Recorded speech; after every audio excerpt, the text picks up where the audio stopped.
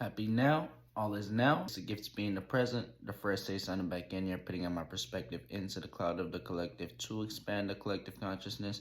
You're now tuning into the mind of a knowledge of the moon / Aries moon. It is a moon day and it is Gemini hours. Okay, as I make this video, and this is going to be the astrological energies you should look out for as moon goes into Taurus. We have moon in Taurus as I make this video. Okay, and not Taurus, but what's it called? Sun in Taurus, but moon in Capricorn, if I'm not mistaken. Capricorn, yeah, middle decan. Okay, so we have moon in Capricorn is trining the sun in Taurus. Okay, so this is a gift for 120-degree angle, 120-degree alignment for the gifts, okay, to react and respond towards your actions, okay? So I think last time I made a video when moon was in Scorpio, this was sort of, you could sort of have this feelings of being opposite towards, your gifts and your talents, So this time around with moon being in Capricorn, you want to sort of feel like you can broadcast these things. At least, this is what you should be doing at this time, to be broadcasting your gifts, what's it called? Using your gifts, utilizing your gifts, sitting, sort of having a business, which is just your business, but paying attention, which is your business, sort of comes with attention. Okay, so which is your money, your esoteric money. Your esoteric money is your attention. Okay, so whatever you pay attention to is your money.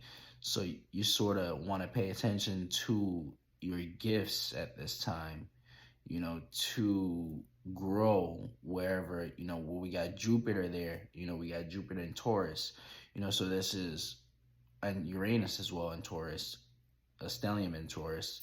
So it's sort of like gives it this trine towards all these planets. The moon's trining all these planets, and so you will have this gifts to grow your material, your maternal, your monies, anything that has to do with security, or your pentacles. Okay, so this is, with whatever, like I said, you pay attention to your gifts, and this is how the trine plays out in effect. Okay, so yeah, that's how the trine plays out for the sun type shit. So with we also have Venus. Okay, Venus is in Taurus. Okay, 0 degrees. So the moon is also trining Venus as well. You can say that. So it's cusping Aries still, but being in that 0 degrees, so it's gonna have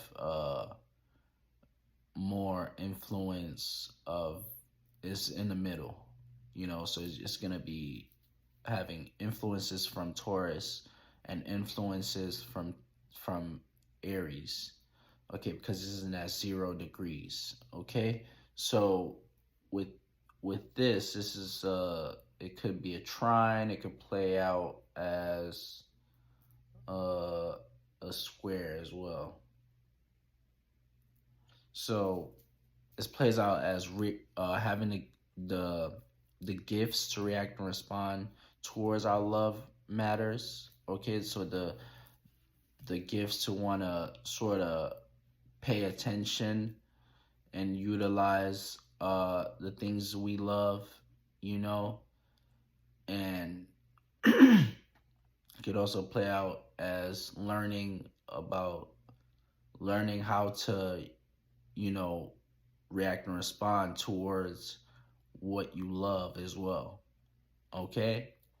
So with it being in that having that Aries influence is gonna be like having the the love for the passions, okay? But with it being an Aries, not Aries, but Taurus, having the Taurus influence is having the love for the, what's it called, the fixed possessions, monies, material things, or love for time, patience, things like this. So love for growth, you can look at it like that, you know. So growing in love slowly. With Taurus being Venus being in Taurus, this is like having it's, you know, this is where Taurus, Venus is actually home in Taurus, exalted in Pisces. So you could say at this time, people with their, with our, what's it called, with our sacral chakra type shit, and we're feeling more, you know, it's getting more stimulated. The sacral chakra is getting more stimulated at this time, you know, because that is where, you know, Venus is ruling type shit, and it's home there. So people are more comfortable to entertain relationships for people, places, and things at this time. Okay? So, yeah. Moon is, we also got Mercury in retrograde in Aries. Actually, no, it's not. It's no more. It's not retrograde anymore. Mercury is direct in Aries. So we got the moon squaring Mercury in Aries. So this is learning how to react and respond towards your communication, learning what to say, you know, like, and when you learning like how to, so this is it's a misunderstanding. So it's like misunderstandings when you react and respond with your communication. So people might misunderstand what you say at this time. So you might come off too passionate when people want you to be more reserved at this time. Okay? So Mars, as for Mars, Mars is in Pisces, but is in 29 degrees. So, you know, it is cusping into that Aries, okay? So with this is it could play out, it's playing out as a sextile more, playing out as a sextile more than it's playing out as a square. But you're gonna get influences and feelings of having to want to jump into your passions, as far as it having influences from Aries. But as far as it having being in Pisces right now, it hasn't fully jumped into Aries as I'm making this video. Moon is sextiling Mars. So this is the 60-degree angle to react and respond towards your passions, okay? So it's basically having moon being in Capricorn. So like I said, you're, whatever you pay attention, you're utilizing your time as well. What's it called? Moon in Capricorn is being ruled by Saturn, so Saturn deals with time, you know. So whatever you pay attention to, you're using your time, and which is your money. That's why people say time is money, you know. So this is to and you pay attention to your passions, like I say, as far as your gifts, with it being in Taurus, Moon, Sun, and Taurus. With this Mars being in this with Mars, you pay attention to your passions as well. You know, uh, this gives it the sextile. You know, so it's just the opportunities to react and respond towards your passions. So you pay attention to your passions, basically.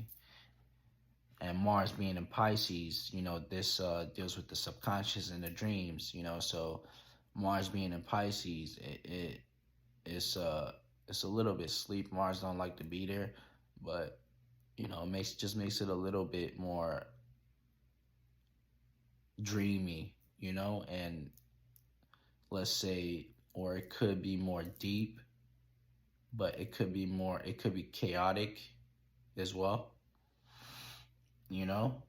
But when Mars move into Aries, you Mars will fully be in its depositor type shit, or yeah, basically. So, uh,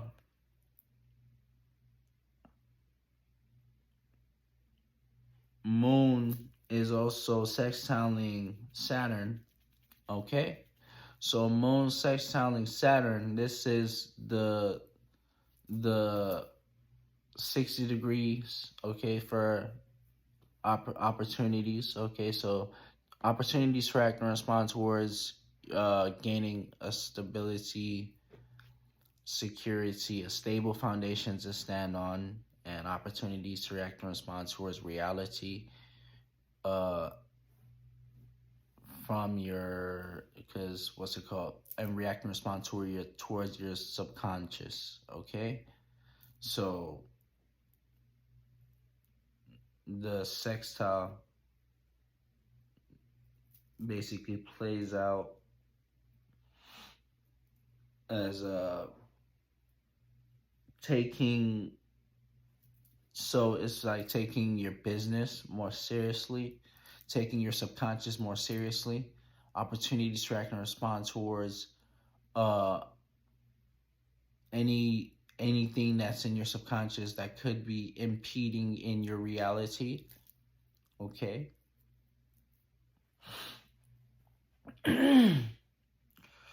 And yeah, and we got Mars conjunct Neptune. Okay, so this is the stargates, the all the could play out as a trine, could play out as a sextile, could play out as a in conjunction, any depending on what side of the bed you wake up on type shit, and what spirit you are, or what type of spirit you are type shit. So it's gonna play out as a, let's say, the gifts to react and respond to gifts, or to react and respond towards your, in a passionate way. So it's like having deep passion for your illusions or delusions that you have. So it could be a really confusing time at, you know, if with this alignment here with Mars conjuncting, what's it called, Neptune. Okay, so yeah, those are the energies y'all should look out for. We got I think I mentioned it all. So yeah, the first thing signing out. Catch you next now.